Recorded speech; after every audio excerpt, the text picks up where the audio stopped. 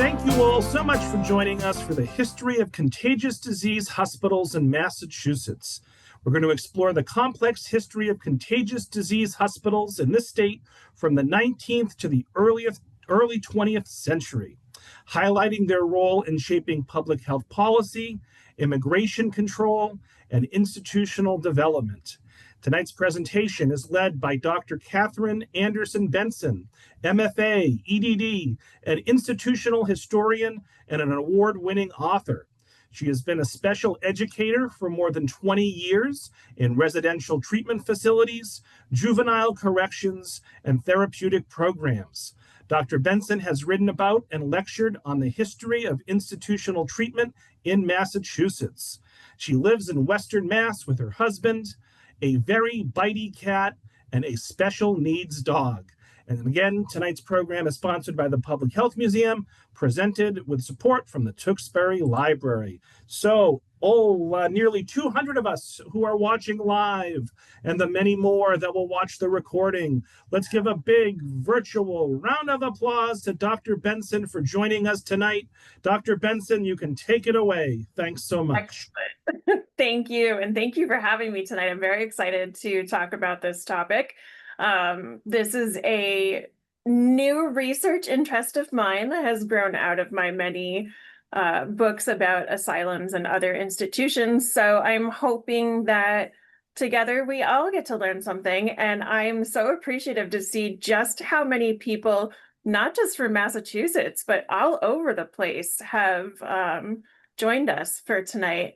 A couple of people have mentioned that there's a little bit of an echo or perhaps feedback, and someone has suggested to log out and log back in. That usually will fix the issue, but if you continue to have issues, please let us know.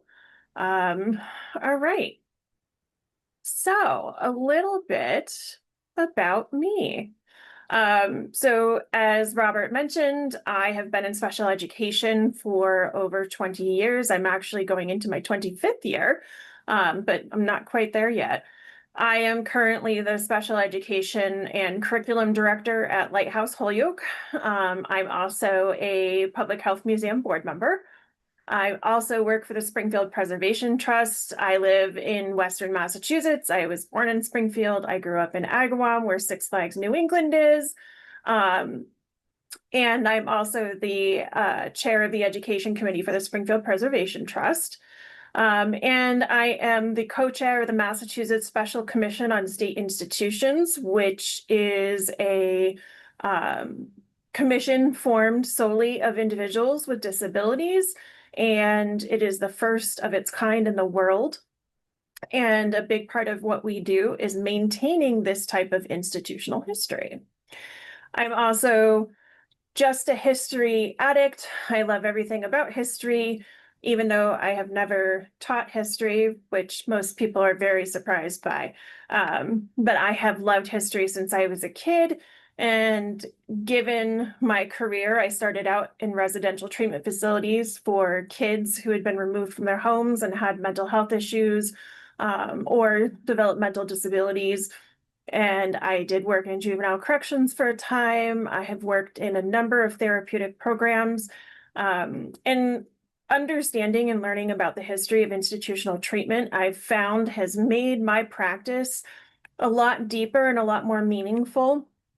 And part of that history that I have been looking into is a connection between the institutions that I have spent 20 years researching that is connected deeply to these contagious disease hospitals, which then brought me to investigating immigration and different issues to do with how we care for the most vulnerable parts of our population.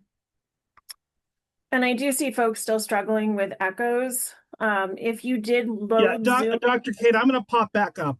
So 3 people have complained of echoes. 2 of the 3 have solved the issue. Perfect. You're getting an echo if you're logged in more than once. So several people are logged in for whatever reason more than once. And Yep, in that that's correct. case, you're going to want to close one of your browsers. Okay. If you're logged in more than once, you're going to get an echo. But it's been resolved. And Dr. Kate, I would recommend ignore the chat. Leave the chat to me. Don't worry about It's hard when you're a teacher and you taught on Zoom for 2 years, you pay attention to everything.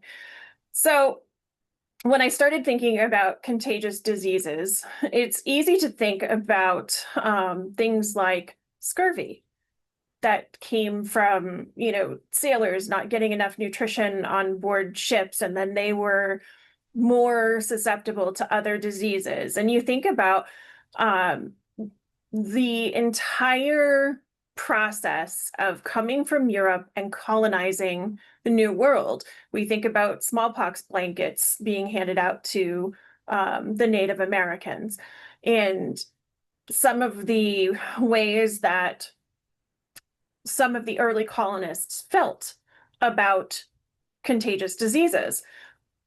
When a lot of people had come over to the New World, there was a major class distinction on those ships. Most of the wealthy passengers who were coming over, they had paid their own way on the boats. They could afford cabin passage, which meant they had private or semi-private sleeping quarters. They had much better food and more comfortable conditions. And frequently they traveled with their families, their servants, or even enslaved people that they were bringing with them to the New World. Even middle class and working class passengers might travel as paying passengers, but most of the time they were in steerage below decks. They had minimal space, basic food provisions, and in many cases, unsanitary conditions and few rights aboard the ship. They couldn't go up and get fresh air whenever they wanted. There was very little cleanliness. You can see in one of these illustrations, sick people kind of congregated in one place, which would lead entire voyages to potentially become floating epidemics. And those contagious diseases were significantly more common and deadly among steerage and lower class passengers. The upper class passengers were typically in better health to begin with because they were able to afford medical care before they even got on the boat, and they were able to avoid contact with people on the boat who might be sick. There were rarely doctors on board these boats either, and if they were, they would serve the paying passengers first before they would check on the people in steerage, where epidemics were most likely to spread like wildfire. On some voyages, as many as 1/3 of the passengers in steerage would die before they even made it to the shores of the New World. There was terrible hygiene, inadequate food and water, and limited medical care. And imagine being cooped up in these steerage bunks with human waste, vomit, spoiled food. And in a lot of cases, that food was spoiled before it was even provided to those passengers to eat. So imagine all of that sitting around in those damp quarters below decks, and just thinking about how quickly illness can breed and foster in those situations. So when passengers were ready to disembark, it presented an even bigger problem. The people in the New World were getting word that more and more of these ships were coming in with these epidemics and outbreaks, causing massive death rates. So if a death rate had spiked too high, a lot of the colonies that were port cities would set up quarantine stations in the ports themselves so that they could refuse entry to any ship or vessel that was reporting a high level of illness. And some colonies actually took the time to enact some public health laws that would require the shipmasters to report the level of illness on the ship before they even docked. They prohibited the passengers from disembarking without being inspected first, or they couldn't get off the ship unless they had been inspected. They also would impose fines on some of the captains if they violated quarantine orders. There was always a chance that someone who was ill could slip through the cracks and make it in. But the colonies were working really hard to respond quicker to the report of disease, and they started creating rudimentary public health infrastructure that they could at least try to prevent further spread of these diseases once the passengers hit the shore. So one of the first places that they considered to help them contain all of these diseases was, of course, the water. These ships are coming in. The people in the New World don't want these ships hitting shore until they're certain that people are not coming into their colonies and infecting others. Because of the level of healthcare that existed in the New World, these epidemics could not be fought. There were no inoculations at that time. So the only way they could be sure that they were safe was to quarantine as many of the sick people as they possibly could. So they started out by establishing these quarantine stations offshore where they could hold these passengers as long as they needed to, or in fact, make the decision to send them back. So in Massachusetts, the first offshore quarantine island was Rainsford Island, which was also referred to as Hospital Island, Pest House Island, and Quarantine Island. And any ship with signs of disease would be stopped at Rainsford, inspected by port health officials. Those who were sick, or if they were dead passengers, they were detained on the island. The dead were buried. The sick were cared for the best that they could. All of the cargo from the ship could be fumigated and sent to shore or held if they couldn't clean it. And any passenger with any kind of symptom of contagious disease could be removed to an isolation hospital that had been built specifically on the island. And here's some images of the hospital at Rainsford Island. The top left image is one of the contagious disease wards. The image on the right is the cemetery, where when the dead came in, a lot of the ships would come with makeshift coffins or burial shrouds because there were so many people dying on the ship before they touched land that they knew it was going to be an immediate burial when they got there. So on Rainsford Island, there is a very large unmarked burial ground. The bottom pictures are from the abandoned buildings on Rainsford Island. So if there was a chance that an infected passenger could slip through the cracks and evade quarantine, or they didn't show any symptoms until after they had disembarked, the disease could spread so quickly in those crowded port towns.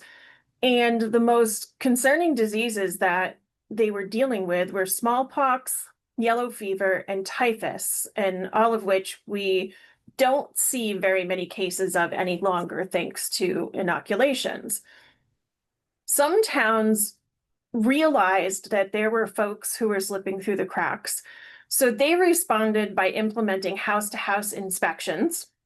And if they found a family member who was ill, they would immediately isolate them. And then there were mass inoculation campaigns when they finally did have what they considered to be a working vaccine. But when these outbreaks happened, it looked a lot like COVID. Schools were closed, markets were closed, churches were closed. People recognized that many of these diseases were spreading because of people-to-people contact. So the more they could stay away from other people, the better off that they would be. However, this led to an attitude towards contagious disease that was influenced greatly by racism and classism.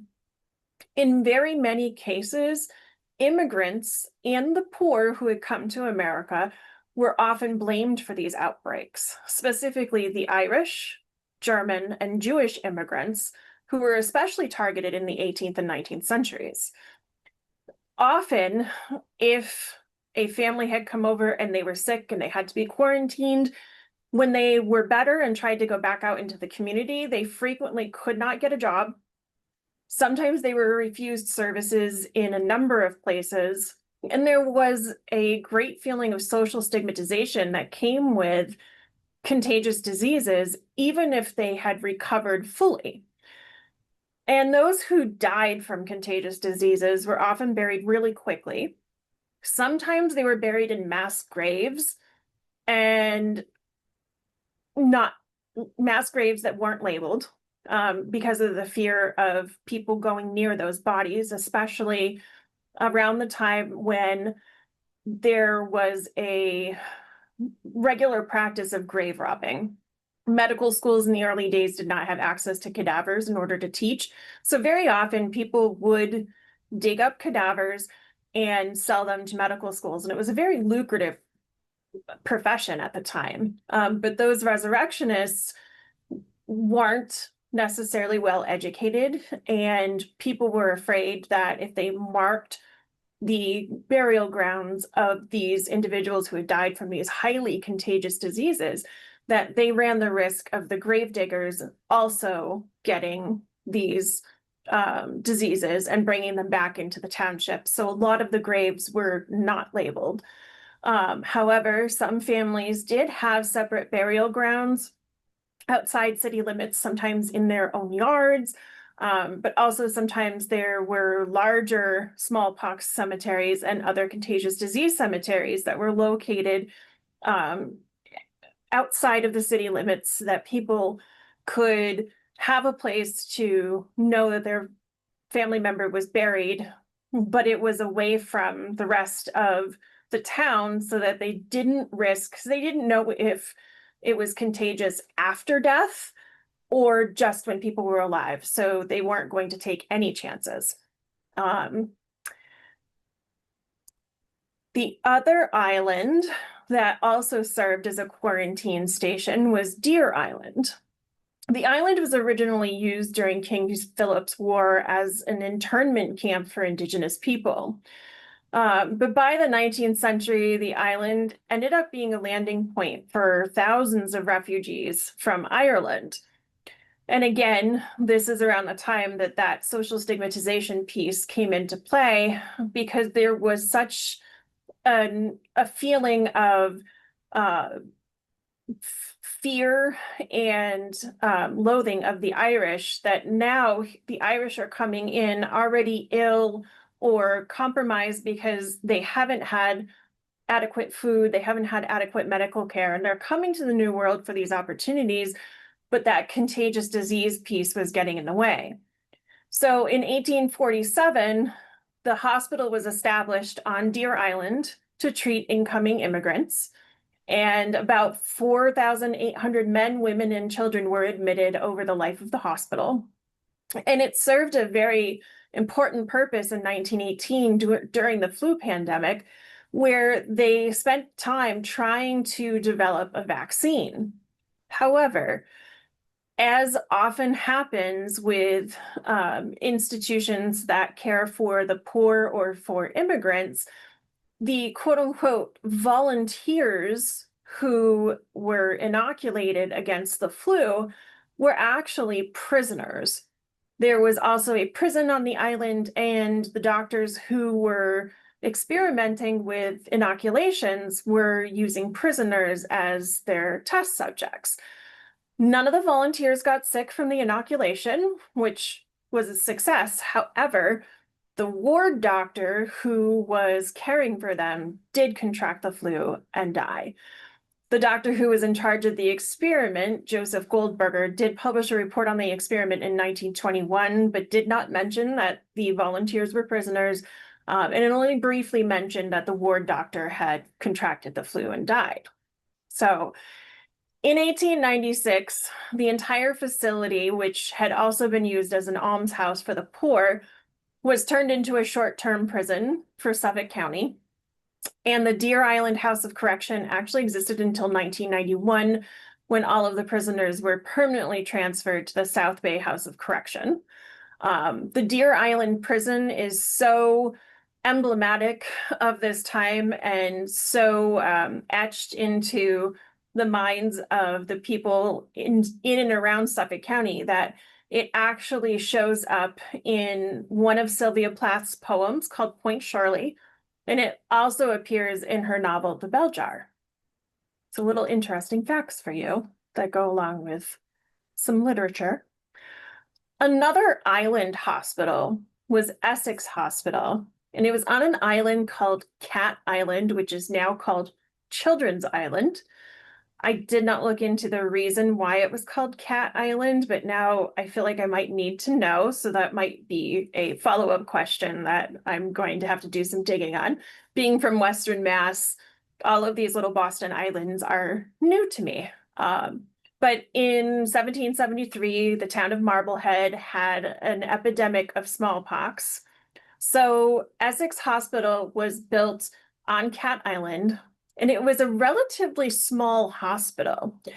And their entire purpose was to find a working vaccine. So they effectively inoculated quite a few people between the years of 1773 and 1774. However, interestingly enough, a year later, the residents of Marblehead had gotten so paranoid about this hospital and the inoculation piece that they actually burned the hospital to the ground.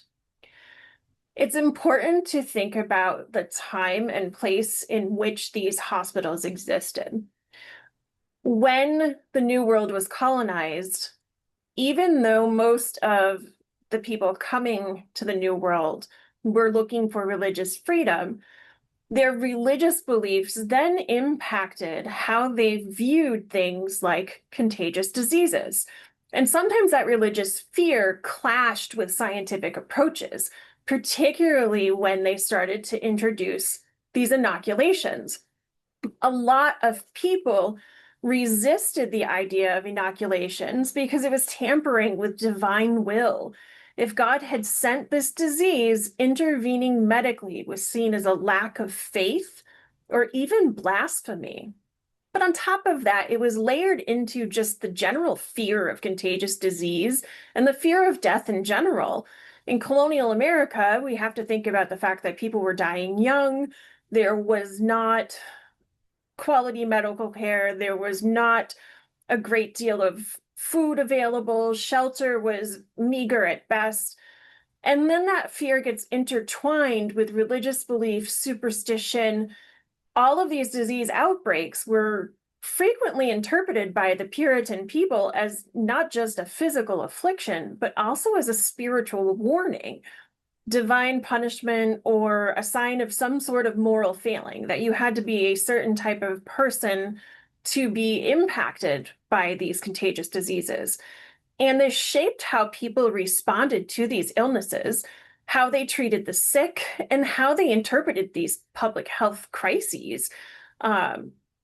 If you're looking at contagious disease as a divine punishment, and then interpreting it further as an impact of your moral failing, that's going to change how you isolate and how you treat the people who are now in a position where they need to recover from this disease and they need to come back out into the world.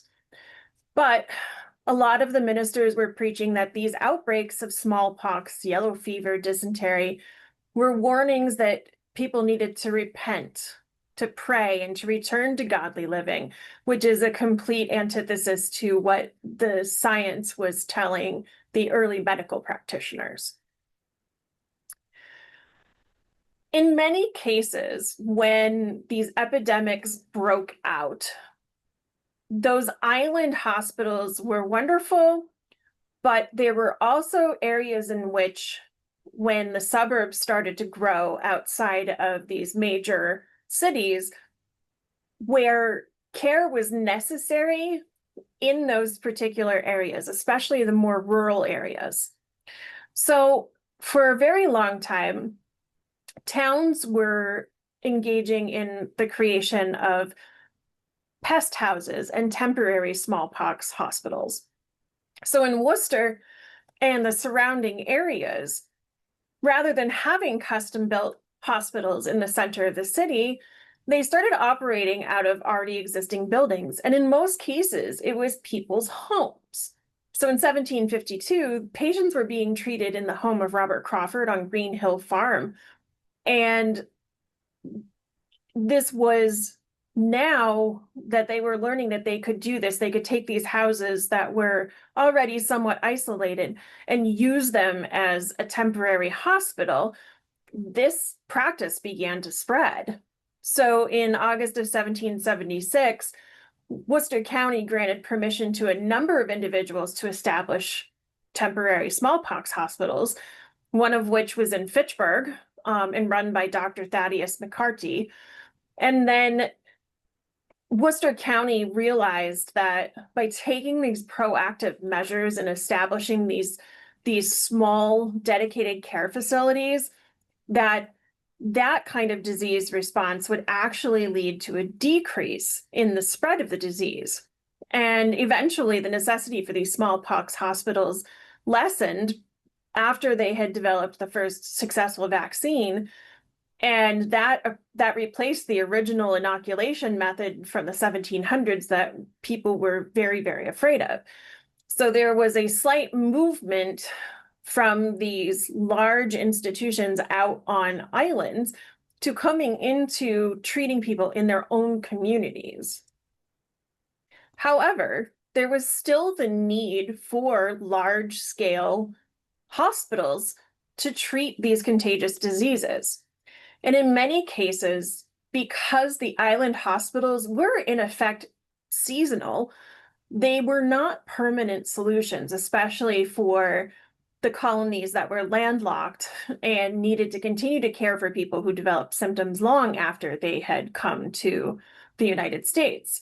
So by the early 1800s, most colonies were looking at their already existing almshouses, their poorhouses. These places were already housing a mix of the poor and the homeless, the elderly, people with disabilities, anyone with chronic illness. And most of the time, these almshouses were within reach of these super crowded cities. So city and town officials began to think about whether or not the almshouses could serve as further sites for caring for individuals with contagious diseases. The people in the almshouses were already socially, physically, economically marginalized. They were already in an institution, isolated and separated from everyone else. Why not add on the ability to care for people with contagious diseases? So this image is of the almshouse in Salem, and it was the last almshouse to be built. It opened in 1816, but they very quickly added a contagious disease building that relieved some of the overcrowding in the main hospital, which was only built for 100 people. And then it was an opportunity to further separate the people who were sick from the other poor and indigents in the almshouse.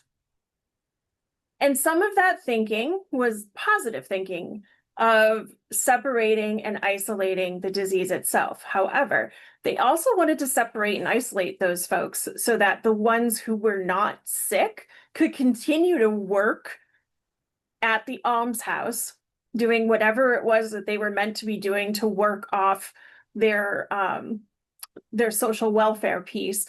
They didn't want disease spreading any more through the almshouse than it absolutely had to, because they wanted these people out working on their farms, continuing to work in the industrial shops, making shoes and brooms and mattresses and things. So separating the individuals with contagious diseases actually served a number of purposes in the almshouses. And this was a practice also in the insane asylums in Massachusetts around the mid to late 19th century. And a lot of these tuberculosis and contagious disease wards continue to exist up until the 1950s and 1960s. So these are two private homes that were pest houses specifically for smallpox quarantine. One is the Potter House in Concord, the other is the Pest House in Mendon. They are both now private residences. These are pictures of them currently. I could not find historic pictures of them, so if anyone happens to see some great historic pictures of these two pest houses, that would be awesome to see. But some of these houses were actually just requisitioned by the county and used as pest houses. What I thought was interesting was the selectmen of the towns ordering homeowners to hang a red flag from their house so that everyone would know that the contagion was contained in that house, but not to go near it.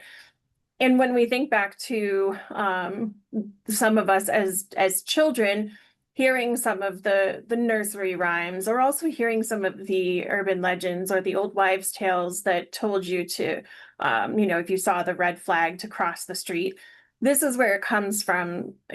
The fear of these contagious diseases also often got translated into everyday parts of people's lives, especially the way that contagious disease like the plague infiltrated things like nursery rhymes and children's stories. So obviously, death from any kind of disease is terrifying, in part because people were afraid of dying suddenly, especially if they were religious or spiritual in any way. Many people were afraid of dying and not being spiritually prepared for that. Often people with contagious diseases died so quickly that they didn't have an opportunity to have last rites, they didn't get to confess, or they died in an institution and their family wasn't present. And again, being buried in unmarked graves was associated with spiritual unrest. And in some cases, it was a form of dishonor to be buried without any kind of acknowledgement. So people who were dying of contagious disease, it heightened the communal anxiety. They were so afraid of the spread of this disease that often people would be buried within hours of their passing away. Sometimes they or all of their belongings would be burned in order to kill the remainder of the disease. And because there was a lack of understanding of how these diseases were spread, the panic just amped up. But bodies were often wrapped in cloth, or they were wrapped in shrouds. Sometimes they were tarred in order to keep the contagion inside. Very rarely did anyone take the time to embalm these bodies, mostly because they were afraid that A, touching the body, and B, taking the bodily fluids out could cause exposure and infection. So a lot of times when disease struck like this, the communities had to kind of balance out that need for the hygiene and containment with their desire to carry out their spiritual rituals and maintain respect for the dead.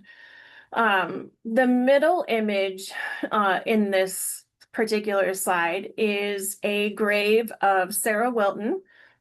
She is buried in the Tewksbury State Hospital Cemetery. However, she was not a resident of the almshouse at Tewksbury. Her mother, from the looks of it, was a single mother. Her name was Hannah. She came to the United States from Ireland, and she came through Rainsford Island. The assumption is that Hannah was likely already sick when she came to Rainsford. She was also heavily pregnant. So Sarah, her daughter, was born on Rainsford Island in the pest house. And unfortunately, because of the rampant disease on Rainsford Island, Sarah died very shortly after Hannah gave birth to her. She is buried, as I said, in the Tewksbury State Hospital Cemetery. She is one of the few that has a headstone. And you can see that many people still leave her gifts and toys and things like that. But her grave originally would have been likely an unmarked grave, and someone added that gravestone later. But her story is one that's very interesting, but also not uncommon for that time period. After smallpox, typhus, dysentery, and all of those contagious diseases, the next biggest health crisis that we experienced was tuberculosis. The tuberculosis bacteria was identified in 1882 by Robert Koch, but there were no antibiotics. Those didn't come along until 1944. So there was a type of vaccination for tuberculosis that was being used in Europe. However, the US did not want to adopt that vaccination process as it was controversial. So instead, the US continued to rely on quarantine. This image here is from Westboro State Hospital. Many of the state hospitals and other state institutions, such as state schools, prisons, reform schools, all implemented a system of regular chest x-rays for their staff. However, the records of x-rays, chest x-rays for patients seems to be less regular and less regulated. So while they were trying to keep their staff healthy, they weren't necessarily using the same level of prevention with their patients and residents, which is really interesting.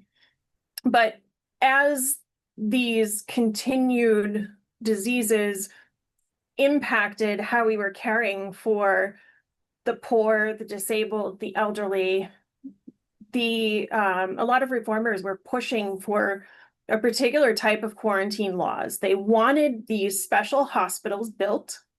They wanted visiting nurse programs, and they wanted tuberculosis cases to be reported so that they could be tracked, which is something that they also implemented during COVID. So tuberculosis was, before there were antibiotics, before there was a vaccine, the only widely accepted type of treatment was rest, fresh air, and nutrition. So when they started to build sanatoria in order to take care of specifically tuberculosis patients, many of these sanatoria were beautiful in their architecture, but also had beautiful outdoor spaces. A lot of the medical interventions that they were using were social interventions, getting people out into the fresh air, feeding them diets that were really high calorie diets. They believed that that would help some people. Some hospitals even used milk treatments. There were a number of different practices that were tried in order to stave off the damage from tuberculosis.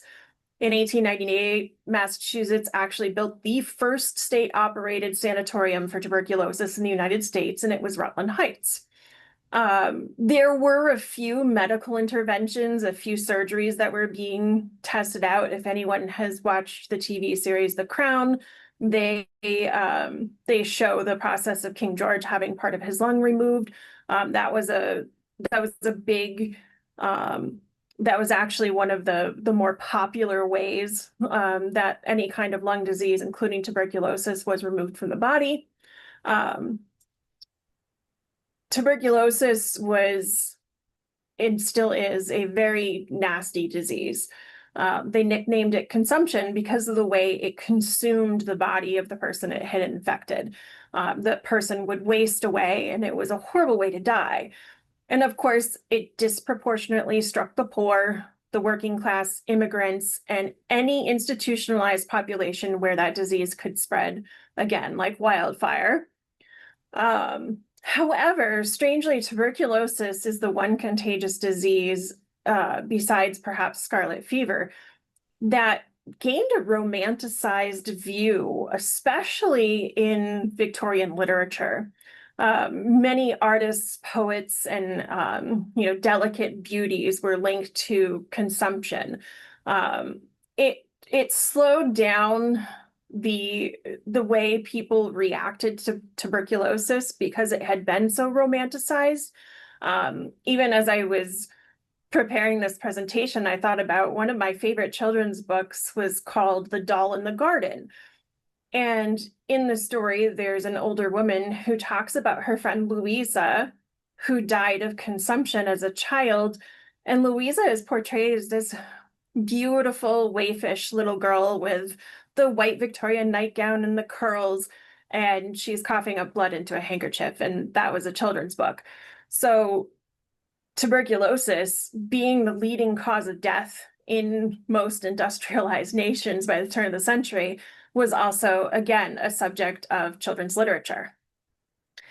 So we also have a state sanatorium out here in Western Mass, and it was opened in 1907 in order to care for patients in Western Mass who didn't want to travel out to Rutland. And Westfield is unique in that they actually admitted children. So they expanded their ability to treat more patients by also taking in children. And eventually, drug therapy for tuberculosis came along and started to reduce the need for the sanatoria, and the hospitals started to phase down. And this particular hospital is still in operation. They began taking patients with other chronic diseases in 1959, and that's what they specialize in today, and it is now called Western Mass Hospital. And our other isolation hospital here in Western Mass is the Springfield Isolation Hospital, also known as the Municipal Hospital, also known as the Black Death, according to my grandmother's aunt, who worked in this hospital. Before the 1930s, when tuberculosis became an issue in the industrialized cities of Springfield and Holyoke, there was an almshouse on this particular property. But in the 1930s, the city constructed the isolation hospital because they were having an issue with tuberculosis. And in Springfield, even though we had two city hospitals, they were relatively small and couldn't continually care for the sheer number of people who were coming in with tuberculosis. There was also a second contagious disease hospital in Holyoke, which I could not find a great deal of information on, but it is now the site of the Holyoke Soldiers' Home. There are a number of more consumptive hospitals. TB caused more deaths than any other disease in the city of Boston. It accounted for roughly 10% of all deaths in 1906, which is a huge percentage. And there was also Lakeville tuberculosis, which is best known for its use of the iron lung, which you can actually see an iron lung in person at the Public Health Museum, if you're interested. And in 1944, when they started introducing antibiotics, they changed the way that they cared for people with tuberculosis. And most of the hospitals were converted into something else, like Belmont Hospital in Worcester. It was specifically built as just an isolation hospital. And then they added a tuberculosis ward, and they also played a very important part in the influenza pandemic.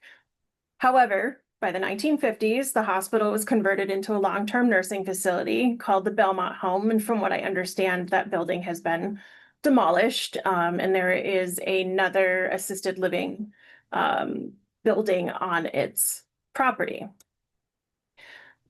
So finally, after all that talk of contagious diseases, many of these buildings have been demolished.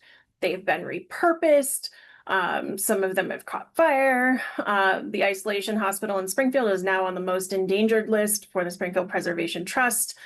They are talking about demolishing that as well. However, there is the one remaining constant reminder of a time when these infectious diseases were so prevalent, and that's the cemeteries.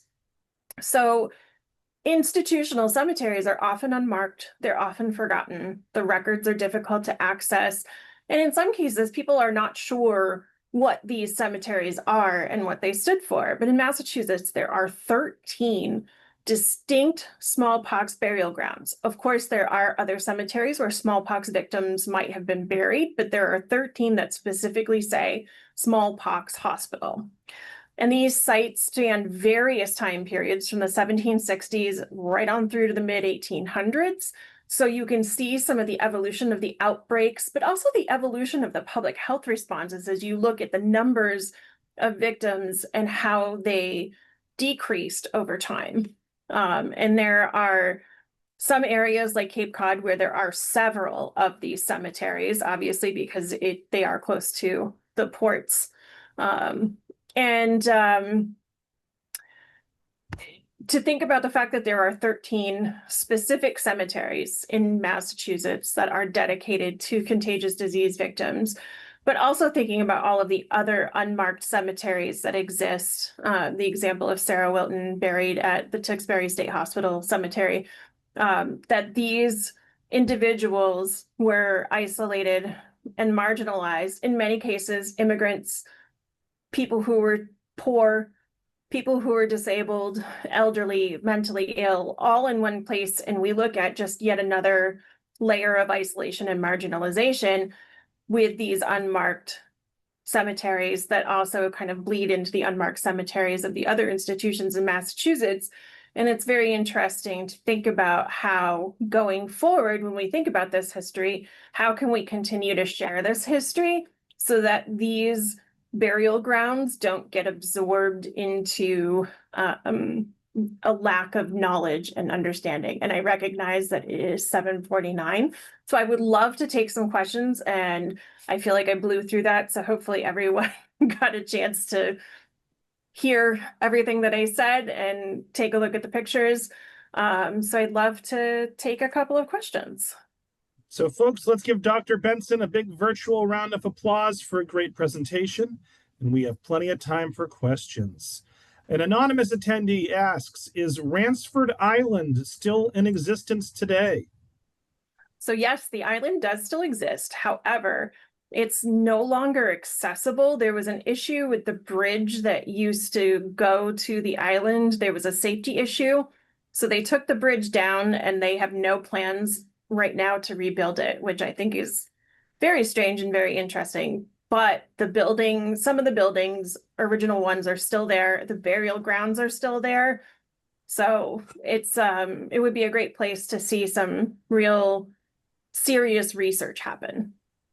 An anonymous attendee writes, did people have a choice as to whether their house was a pest house? So from what I can gather with the way that they described the pest houses, some of them were voluntary, that folks said, hey, I'm a physician. I'd really like to open my house to these individuals to treat them. But in some cases, it does sound like some counties did actually force that and requisition houses. I would really like to do more research on that and find out what that process looked like, because to me that's very reminiscent of the Civil War and the Revolutionary War, where they were requisitioning homes for soldiers to be billeted or requisitioning homes to use as field hospitals. So it would be really interesting to find out more about that. An anonymous attendee writes, what type of preventative measures did folks who worked at these hospitals take in the 18th and 19th centuries? For example, did they wear masks? So yes, they did. Their masks were cloth. They typically made them themselves. Sometimes you can see in some pictures, you'll see the nurses all decked out in their uniforms and they have these tented cloth masks, a lot of extra hand washing. And I have to assume, especially nurses who lived on the campus of these sanatoria, because a lot of the staff did live on campus, I have to assume there was a lot of extra laundry happening. I would imagine they probably had to change their uniforms daily. I would assume some of the practices that came out of that were probably, going home and taking a shower or washing your face and, not touching anything else until you've fully cleaned yourself off. Obviously, all of that has evolved because we have, soap that's got actual antibacterial properties. Their soap back then was probably just lye. But I have to assume that that started a lot of the public health practices that we use today. Follow-up question from Suzanne. The medical personnel who worked on the island hospitals in the 18th and 19th centuries, did they live on the island or did they travel back and forth to their homes? Did they worry about infecting their families at home? My understanding is that most of the staff did live on the island. In general, these large-scale institutions were built to house the majority of their staff. It doesn't mean that there weren't some people who were traveling back and forth to their homes, and I can't imagine the worry that they would have carried. At least, you know, when we have epidemics now, we know that there are antibiotics that we can take. We know that there are hospitals available where we can be treated. But thinking about, you know, the 1800s, these are folks that are going to go home to their family and think, well, if someone gets sick, we have no way to treat them. So I can't even imagine what that felt like. But yes, most of them would have lived on the island, which would have also stemmed some of the infection, one would hope. An anonymous attendee asks, are any of the hospitals on the remote islands accessible to the public today? So in the research that I have done, the answer to that so far has been no. Deer Island has been completely redeveloped. So from what I understand, there really are no remnants of what was out there. And obviously the Essex one out on Cat Island was burned down. And from what I understand, now that it's Children's Island, it too has been completely redeveloped. Rainsford Island, or Long Island as they call it, is the only one that has remnants of the hospital. However, it is regularly patrolled. You can't get to it except by boat, which is super very illegal. Speaking of super illegal, Catherine asks, can smallpox still be contracted today from cemeteries if you're digging up a gravesite? That's a really good question. And from what I've read so far, the answer to that is no. I would love to hear from other, you know, epidemiologists and other researchers if there's ever been a case where something like that has happened. I would have to assume that whatever bacteria or virus any of these bodies carried at one time has to have broken down by this point, especially since specifically with like smallpox that was carried on the skin. If there's no more skin, if that's decayed, there shouldn't be a danger of infection at this point. Nancy asks, were any dead bodies ever buried at sea? So yes, they did. I did find a couple of mentions of them just dumping bodies over the edge because some of these journeys would take months. So if you had an outbreak in the middle of the ocean and your fear is that these dead bodies are going to continue to infect others, they wouldn't hesitate to get rid of those bodies, and they would report the deaths once they got into port. But obviously burial at sea was much easier for them than holding those bodies, and especially since there was no way to keep those bodies from also, on top of everything else, decaying and causing other sanitation issues on the ship. An anonymous attendee asks, can you share some of the titles you have written or any recommendations for further reading? Yes, absolutely. If you go to Amazon and you search Hospital Hill, that's my one title that is easiest to find me by. If you hit my name underneath Hospital Hill, it will give you all of the titles that I've written. I do have another book that it will be coming out probably sometime early next spring about unmarked cemeteries in institutions. And as well, I have a book coming out about the reform schools in Massachusetts, which should also be out probably sometime this spring, depending on how fast I write. So you can find everything on Amazon. I am still working on a recommended reading list, but right now what's top on my list is John Green's Everything is Tuberculosis. There's also a book called Damnation Island, which is phenomenal. There's lots of really beautiful books. I'm just starting to get into the contagious disease part of this history. So as I find more interesting books, I will likely update my reading lists on my website. Excellent. We'll take some more questions. Kimberly asks, and I promise all the questions will be looking back in history, but I'm going to ask this futuristic one from Kimberly. Do Sure. you think we're likely to have contagious disease hospitals again if disease frequency and impacts get worse? That's a question I've been pondering for a very long time, because obviously I've already been thinking about that question when it comes to institutions for people with mental health issues and developmental disabilities, just because of the way our world is trending. But the contagious disease piece is fascinating because we see this sudden rise in all of these diseases that we had eradicated.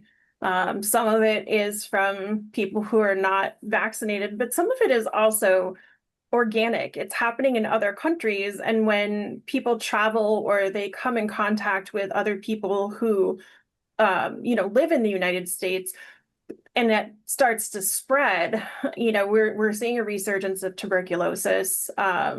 There's been a resurgence in very small pockets of polio. We've seen lately it's been measles. Measles has been the tough one. But even on a small scale, we're seeing a sudden resurgence of people getting mono. And it's people who you don't expect to have mono. I think everyone associates that with teenagers because it's the quote unquote kissing disease, but we're seeing elderly people contracting mono. And it's strange to watch this happening. Especially I'm a child of the 80s. I can't even tell you how many inoculations I had.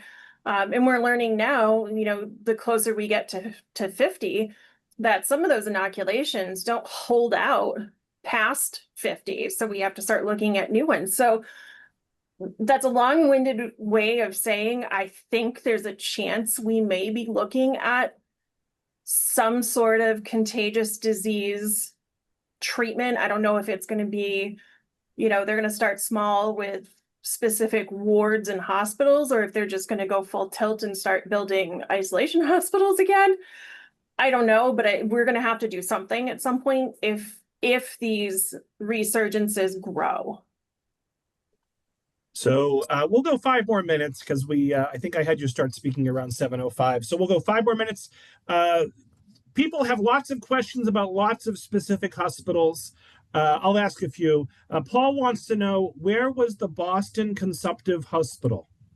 So the Boston Consumptive Hospital is in Mattapan. The building, from what I understand, is still there. I think they're beginning to parcel out the acreage to have it redeveloped, but I'm not sure, because now that you've asked, now I'm going to look it up.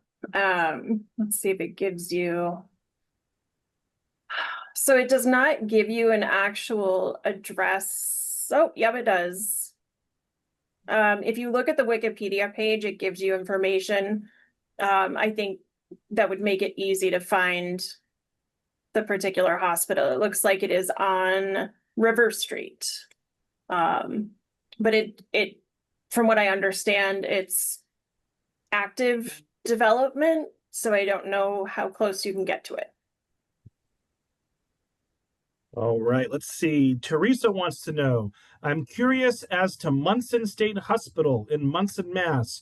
What purpose did that institution serve? Munson Developmental is an animal unto itself. When Munson was founded, so Massachusetts opened 3 almshouses for the poor all at once. Bridgewater, Tewksbury, and Munson. They all opened on the same day in 1854. Munson did not remain a poorhouse for very long. They ended up becoming a hospital for epileptics, and then eventually they became an orphanage of sorts. So they were taking in children who were homeless and placing them out in the communities. And eventually they became what's called a developmental center. So they served individuals with developmental disabilities and cognitive disabilities. So the history of Munson is so very different from almost every institution in Massachusetts. I think the only other one that has a weirder trajectory is Bridgewater. But Munson was a beautiful campus on the top of a hill in Munson, just over the bridge from Palmer. Absolutely beautiful campus. And right now, I think they have finally found a proposal for redevelopment. We haven't seen any movement on that yet. And the campus is highly secured, just FYI. Briefly, Paul wants to know, what can you tell us about Penaquis Island in regards to leprosy? Oh, so I don't know a ton about the leprosy part. I have a friend who was actually a research assistant in doing a study of leprosy at Worcester State Hospital when it caught fire in 1991. His name is Paul Johansson. He's a phenomenal resource for the leprosy piece. If you want to reach out to me, send me an email. You're more than welcome to do that, and I can connect you with folks if you want you know, a more solid answer on that. And I'm gonna push this back to the beginning slide. So if anybody wants to grab my email, you can. I made too many slides clearly because it doesn't want to. No such thing. Well, I'll include your email in the follow-up email as well. Perfect. Perfect. Oh, great, you're there. Linda, we'll do two more questions. Linda wants to know, and Linda, just so you know, Dr. Benson literally wrote the book on this. Linda wants to know, do you have any information on the TB hospital at the now defunct Danvers State Hospital? Oh, yes. Actually, if you get my Images of America book on Danvers State Hospital, I do talk a little bit about the tuberculosis ward that was on the campus. Nearly every insane asylum ended up with a tuberculosis ward just because, again, you're in an institution and those types of diseases spread really quickly. But again, I do touch on that in the Danvers book. And I think we have a few pictures in there of the tuberculosis ward. And a couple people asking about the Boston Floating Hospital. Rachel wants to know, what was the hospital used for? The Boston Floating Hospital, the ship that I showed a picture of, that was kind of like a first attempt as people were coming into the port cities more and more, in order to isolate people without necessarily using Rainsford Island or Deer Island. They thought a floating hospital might work. But obviously you're just recreating the same conditions that you had in the ships coming over from Europe. So I don't know why they thought that was a great idea, but it's kind of neat. And then later on, I don't know if it's that exact ship, but there was a ship that was being used for something similar that they then briefly turned into a floating reform school. So Massachusetts really wanted something to happen on boats, I guess. I don't know. There you go. So Dr. Benson, we've hit the 1 hour mark here, 8:05. So we'll start to wrap things up. Folks, let's give Dr. Benson another big virtual round of applause for a great presentation.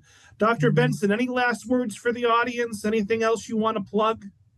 I absolutely love getting questions, stories. If you have something that is a burning question or you have anything to share, please feel free to reach out. And obviously, if you're interested in any of the institutional history, I write both nonfiction and fiction. I also will be teaching a course at UMass this fall on their online programs about disability advocacy and its history. So if you want to learn more about things like the state schools for people with developmental disabilities, it's an online course that you don't have to be part of a degree program for. You can come and enjoy a few weeks of talking about disability advocacy, and make sure that you visit the Public Health Museum. Without them, these types of presentations would not be possible. It's well worth seeing everything in the museum, especially since I just told you that they have an iron lung. You should definitely go and see that. And again, I would love to hear from you. Questions, thoughts, feedback, stories. I love it all. So thank you all so much for tuning in tonight and listening. And I appreciate all of the questions. Thank you all. And thank you, Robert, for hosting this. Much appreciated. You made it easy for me, Dr. Benson. So, folks, let's see here. So, look for an email from me later tonight with a link to the recording. I want to thank Dr. Benson. I want to thank the Public Health Museum, in particular, Amy and Paige, for all their assistance. And when you exit the Zoom, please take 60 seconds and fill out the feedback survey that should pop up. Your feedback is greatly, greatly appreciated. So thank you all so much, and I hope everyone enjoys the rest of their night. Thanks again, Dr. Benson. You're welcome. Have a good night and support your public libraries.